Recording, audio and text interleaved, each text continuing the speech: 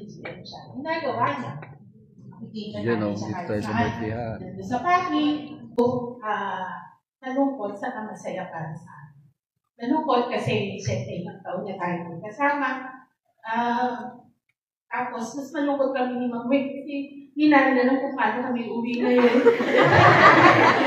Wala na kami sasabayan. Pero ikaw, kami lang yung nakikisabayan. Pero kami yung tinatanong kung ano oras kami magpapasundo. Natawag ko yan, ano oras tayo papasundo? So, tapos pag may ship, hintay na talaga bago kami umuwi. And bukod doon, masaya kasi wala namang nagagalit. Hindi. Pag nagagalit ka naman lumampas, naiintindihan naman natin. Siyempre, ma-hurt, naiinis pag napagalitan, pagbabago o nagalit na naman si Mang Padi. Pero lagi ko yung sinasabi sa kanila, alam niya ni Ray, di ba? Na kaya tayo napapagalitan kasi may dahilan siya kung bakit tayo napapagalitan. So, hindi tayo dapat sumamayo sa kanya. Masaya rin ako Mang kasi finally, yun nga, natay ka na sa family mo, sa mga loved ones mo, at higit sa lahat sa sarili mo. So ngayon, makaka-enjoy ka na mag-beach sa magagandang beaches ng Camiguin, sa kayong matatamis na lansones, na hindi mo iniisip kung habang nagsuswimming ka, pag-ahon mo, naku, ilang ka muna kaya si Jeanette sa Porta. Nalilipan kaya yung BLC ng building ko. Aabot kaya kami sa target for this month. So ngayon, wala nang susundot sa'yo sa isip mo na ganyan ang pad. And gusto ko rin magpasalamat sa lahat ng suporta mo sa amin. Sa lahat ng pakikinig mo, whether it be mga kwento, kahit chismis, na laging last to know tayo, panis na yung balita para bago nakakarating sa akin. Salamat po. And sorry sa mga frustrations na bigay namin sa'yo. Gaya na sabi ko sa'yo, your frustration is as good as mine. Bago ka pa ma-frustrate, nauna na ako mag-frustrate. So, salamat sa mga pag-iintindi mo. And, yun nga, mamimiss ko yung kaya pa natin. Madalas kami mag-flex ito, ibang level. Pag sinabi niya, sumasakit yung balakang ko, sasagot ko naman, ako rin mo, pati nga yung pa ako, hindi nawawala yung sakit. Pag sinabi ko naman na, late ako nakatulog sa gabi, sasagot niya, ako ngayon lang gabi nang hindi nakakatulog.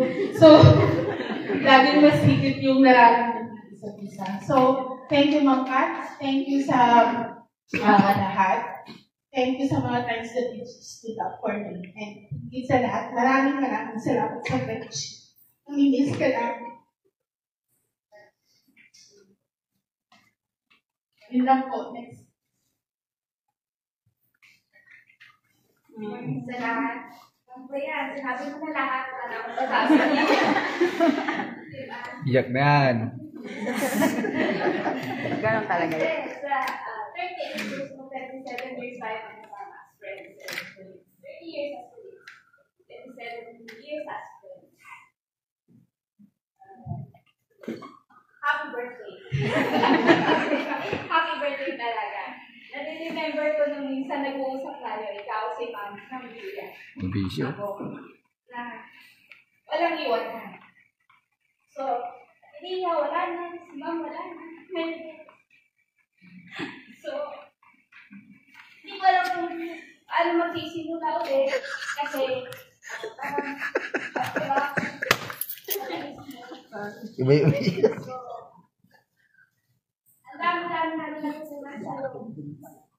Walang hindi matatawaran lang ako. Pati ako sa inyo, naiyak sa inyong... Nagalit naman para sa amin ko. Iyak ako dito sa... Natututo kami. Bawat isa sa amin, super grateful na nagkakasalan ng mga nagawa ko para sa akin. Ngayon, may enjoy mo na yung tayo kapam mo. Joke, labing-labing. Labing-labing everyday. Lagi kami ng gabi, nakikita na lang kayo sa gabi, aalis ka sa umaga. So, kumbaga magkakaroon na kayo ng super extra time para mag-batting. Kaya lang, siyempre, mawawala na yung batting sa amin. Mamimiss yung kami, surely. So, for sure yan.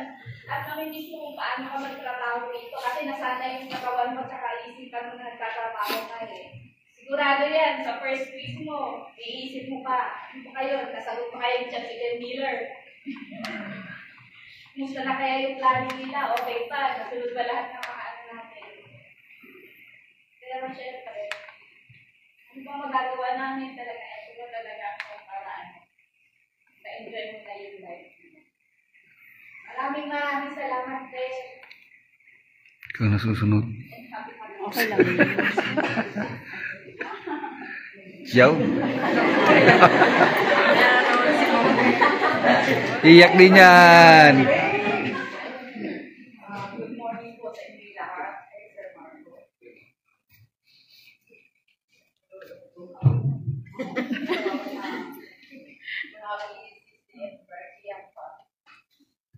Iyak na yan.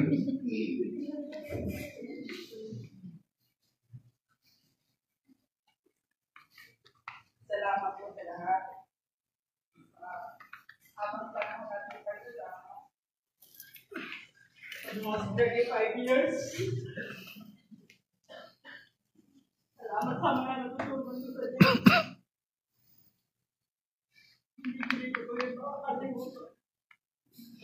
Salamat sa pagiging hari. Kahit super sungin. Kahit matulis ka, pero nandyan pa rin kami, hindi ka kami makasalanay. At good luck dito sa bagong buhay ngayon. Paano na wala ka ng blessing. May tayo ka naman sa pamilya mo. At ang masumali ko lang po ay pamilya ka namin tuwing end month dahil wala na po magpapa.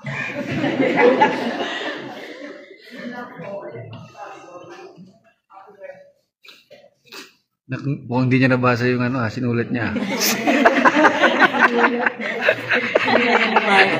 Iba yung Nakalimutan na niya. Sulat-sulat pa. Kinabahan si Maria. Sinulat mo, hindi mo nabasa eh. Ikaw, di ko haba eh. 1,000 letter. In all my memories of Preston, you were already there. When I joined for the first time, Chad and Elsa were my mentors, Sir Marco. and you were there in the big desk, bossing. But always so helpful when I was learning the functions of an account manager, and later on with everything production related. Constantly so patient and accommodating. And to this day, helping me with finding my Ziploc plastics for my vitamins. Thank you, Pat, for being a huge part of helping to make Gregson what it is today. Not just for your hard work, but for helping create the Gregson culture and teaching it to me and so many others. We all look up to you as the gold standard of how dedicated we should all be to our jobs. Not just the years you put in, but the quality and extra hours you so generously put in. We all appreciate you so very much. I only wish that our GM was here to send you off, as I know she would have loved it. I was thinking of what she might have said to you at this moment, and I'm sure of a few things she would have said. She would have said something like, Patty, thank you for all the years of your life that you gave to me. For the times away from family and friends, in which you helped me create and run this dream of KKM and my center.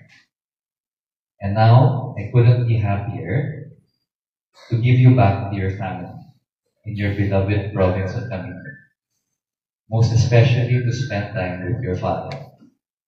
Go with my blessing. We cannot take for granted how much time we have left with those near and dear to us. And the one thing we cannot buy back is time. Time to not regret we didn't make more memories, which are the real currency of life.